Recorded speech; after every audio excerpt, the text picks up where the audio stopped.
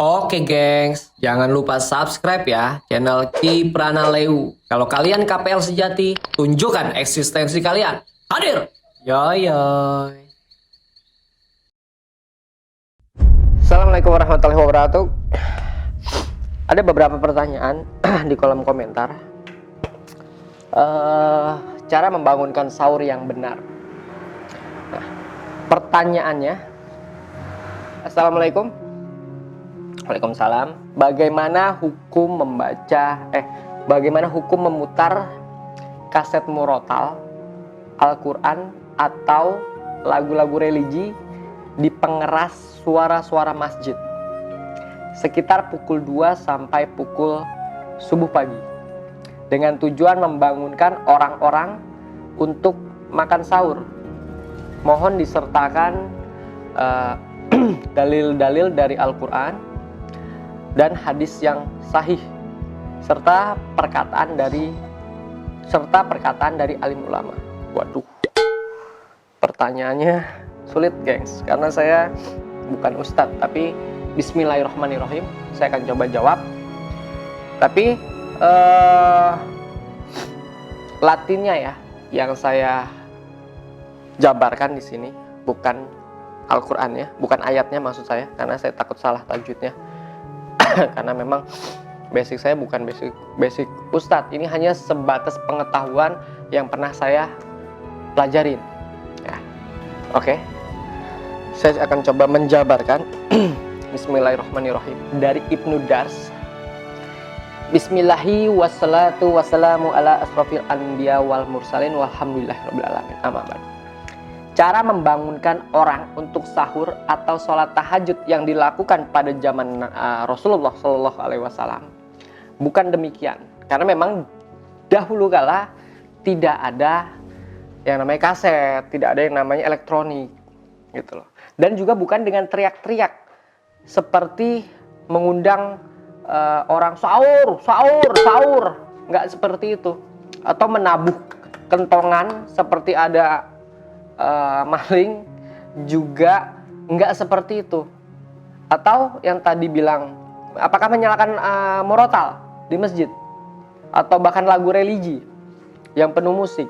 Nah, itu malah justru yang justru mengotori masjid. Bukan demikian cara yang tepat. Justru ini semua akan sangat mengganggu orang yang sholat malam atau orang yang sedang beristirahat. Nah, bagaimana dengan bacaan Al-Quran? Bukankah ini salah satu hal yang baik? Betul, bacaan Al-Quran adalah salah satu hal yang baik. Namun, bukankah ketika Al-Quran diperdengarkan, kita diisyaratkan untuk mendengarnya? Karena Allah berfirman, apabila dibacakan Al-Quran, perhatikanlah dan diamlah, agar kalian lebih rahmat. Quran surat Al-A'raf ayat 204. Nah, apa yang bisa Anda bayangkan ketika diperdengarkan Al-Quran, kemudian malah ditinggal tidur? No make sense, right? Oke. Bukankah hal yang bijak ketika kita tidak memaksakan masyarakat untuk bangun demi mendengarkan Al-Quran? Nah, hal ini pernah terjadi di zaman sahabat. Mereka tahajud dengan mengeraskan bacaan Al-Quran, kemudian dilarang oleh Nabi Shallallahu Alaihi Wasallam karena ini sangat mengganggu. Nah, bagaimana cara yang benar? Cara yang benar adalah dengan azan awal. Seperti layaknya subuh itu biasanya kan 2 kali azan. Azan pengingat sama azan untuk melaksanakan sholat. Nah, azan di masa Nabi Shallallahu Alaihi Wasallam di waktu pagi ada azan awal seperti tadi saya sampaikan, dilakukan sebelum terbit fajar syirik oleh Bilal bin Rabah. Lalu yang kedua ada azan subuh dilakukan setelah terbit fajar subuh oleh sahabat Abdullah bin Ummi Maktum. Nah, jarak antara Bilal dan Ummi Maktum tidak terlalu jauh. Karena itu para sahabat yang mengakhirkan makan sahur masih bisa menjumpai azannya si Bilal. Nah, ini sesungguhnya Bilal melakukan azan di malam hari sebelum subuh untuk membangunkan orang yang tidur di antara kalian dan orang yang sedang melakukan tahajud bisa kembali istirahat untuk persiapan subuh. Nah, ini hadis riwayat Nasal. Nomornya 2170. Nah, dalam riwayat lain ini hadis riwayat Bukhari 7247. Jangan sampai azan Bilal membuat kalian untuk menghentikan makan. Maksudnya makan sahur, ya, bukan makan malam, nanti gendut. Nah, dalam riwayat lain, sesungguhnya Bilal melakukan azan di malam hari sebelum subuh. Makan dan minumlah kalian sampai Ibnu Ummi Maktum azan. Hadis riwayat Muslim 1092. Nah, itulah yang sesuai sunnah azan itu 2 kali menjelang subuh dan ketika subuh dengan 2 orang yang berbeda agar orang bisa memperhatikan dan perhatian dengan sahur atau sholat malam seperti itu. Jadi sebenarnya bukan dengan cara menyetel ayat-ayat suci Al-Quran untuk membangunkan orang sahur.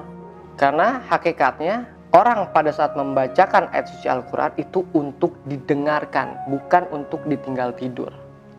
Dan tidak ada anjuran untuk orang membangunkan sahur dengan nabuh-nabuh kentungan, genderang, dan berteriak-teriak sahur-sahur. Tetapi itu adalah satu kebudayaan yang memang Indonesia miliki. Nah, itulah hebatnya. Walaupun konteksnya secara agama itu tidak dibenarkan, tetapi kebudayaan adalah kebudayaan simbolik, karena satu tradisi yang sering dilakukan pada saat itu hingga turun-temurun sampai sekarang. Begitu pula azan, ada 2 kali dengan 2 orang yang berbeda. Untuk apa? Satu, untuk dia paham bahwa yang pertama azan itu adalah pengingat, dan yang kedua adalah pengingat waktu subuh. Yang satu pengingat waktu sahur, kedua pengingat waktu subuh. Allahu a'lam bishawab. Seperti tadi saya sampaikan, bisa dicek lagi kembali dalil-dalil yang memang tadi sempat saya sampaikan. Kalau misalkan ada kesalahan dari ucapan, huruf, atau nomor, ataupun ada pelafatan, kembali lagi, saya hanya manusia biasa yang tidak pernah lepas dari salah dan dosa. Mudah-mudahan ini akan menjadikan amal buat kita semua, menjadi pelajaran buat kita semua, agar kita selalu bisa memperbaiki kehidupan kita, baik yang buruk akan menjadi hal yang jauh lebih baik lagi dari sebelumnya. Saya Kibran Lewu. Assalamualaikum warahmatullahi wabarakatuh. Terima kasih. Assalamualaikum warahmatullahi wabarakatuh. Ganti. Siap. Udah dibuka dulu casingnya. Apa ya? Hah? Casing. Oh iya, ulangi. Cara yang benar dengan cara yang cus. Jangan tawa mulu lu, petot. Ya Ghafur, ya Ghafar, ighfir lana warhamna wa anta khairur rahimin.